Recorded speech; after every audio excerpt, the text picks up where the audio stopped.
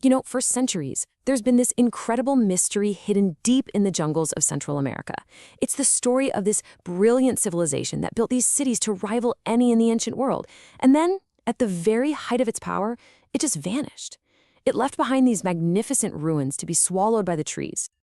So imagine you're one of these 19th century explorers hacking your way through the jungle and you literally stumble upon these silent cities. You'd be absolutely stunned. You find these towering pyramids, these intricate carvings that just scream of a society with incredible sophistication. But the people who built them? They were gone.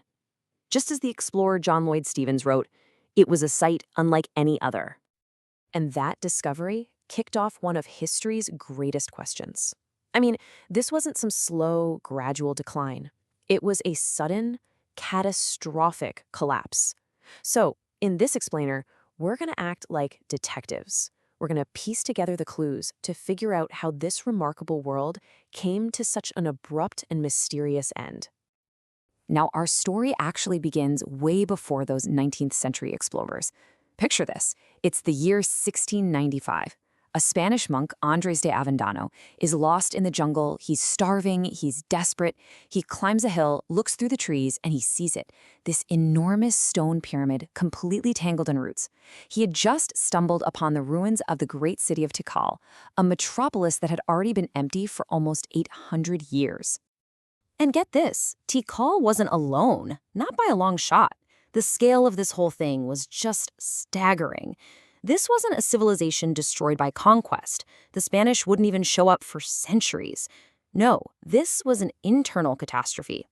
More than 40 major cities, the hearts of a thriving culture, were just deserted, and the jungle just swept right back in to reclaim them. So what's really fascinating here is who these people were. To solve the mystery of why they disappeared, we first have to understand the Maya themselves, because they were a civilization of incredible, mind-bending contrasts. On the one hand, these guys were absolute geniuses. They developed the only true writing system in the ancient Americas. They created a mathematical and astronomical system so precise it's mind-boggling. But then on the other hand, they lacked technology that we think of as totally basic. They built their towering pyramids without the wheel for transport, without the arch for support, and without metal tools. They carved all those intricate details into stone using blades made of volcanic glass. And they built this world in a super challenging environment. The Yucatan Peninsula is basically a big limestone shelf with almost no rivers on the surface. So their entire civilization depended on these natural wells, called cenotes. These were their only reliable source of fresh water, sacred, life-giving, but also incredibly fragile. So what you have here is this absolutely brilliant society, but it's built on a razor's edge, a really fragile foundation. And as their civilization reached its peak, 3 major stressors started building up, pushing that foundation right to its breaking point. Okay, clue number 1, politics. The Mayan world wasn't one big unified empire. Nope, it was a collection of competing city-states that were locked in what was basically a centuries-long Cold War, dominated by 2 rival superpowers. On one side, you had Tikal, a cosmopolitan powerhouse that was allied with the great Mexican megacity of Teotihuacan. On the other side was its bitter rival, Calakmul, the capital of the so-called Snake Kingdom. Now, Calakmul saw itself as the guardian of pure Mayan culture, and it spent centuries playing the strategic game of chess, building a network of alliances to slowly encircle and suffocate Tikal. And this rivalry, it led to constant resource-draining warfare all across the region. So while the kings are playing this giant game of Risk, another huge pressure is building up.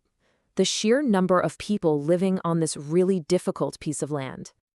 At its peak, the population density around cities like Tikal was immense, reaching up to 800 people per square kilometer in some spots. That is more crowded than many rural regions are today. And all of these people needed to be fed from this thin, tropical soil that was already pretty tough to farm.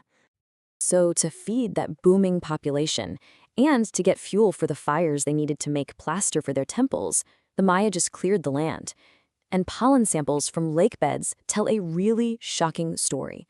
By the year 800 AD, they had deforested nearly 90% of the Maya lowlands. That romantic image we have of cities in a vast, pristine jungle, by then, that was a distant memory. And clearing the forest had a disastrous side effect. Without all those tree roots to hold the fragile soil in place, the seasonal rains just washed it away. It stripped the land of its nutrients and totally devastated the agricultural base their entire society depended on. So, you have a society locked in endless war, with a massive population stripping its environment bare.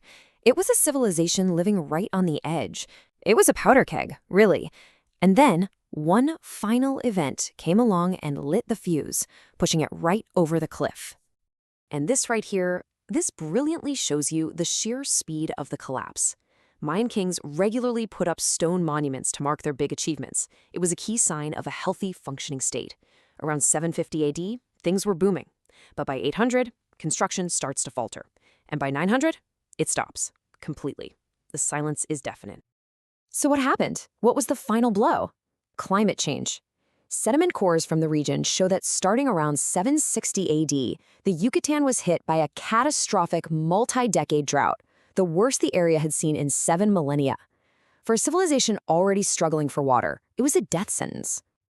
You see, these things didn't happen in isolation. They created this devastating feedback loop, a perfect storm. You have a massive population on eroded land that just can't handle a drought. Agriculture fails, which leads to famine. The cities go to war over the last few resources. And the common people, starving and desperate, they lose faith in their divine kings, whose #1 job was to make sure the rains came. The social contract just broke, and the whole system fell apart. What came next was a catastrophe on a scale that's it's hard to wrap your head around. It wasn't just a political collapse, it was a demographic disaster that left behind this profound, centuries-long silence. You can literally watch the lights go out across the Mayan world. The last dated monument appears in one city, then another and another. This wave of abandonment just spreads across the lowlands until, in the year 909, the last known inscription is carved. And after that, nothing. Centuries later, a surviving Mayan text called the Chilam Balam recorded the folk memory of this terrifying time. This line is just a haunting echo of that catastrophic drought, a time when it seemed to the people that the world itself was ending.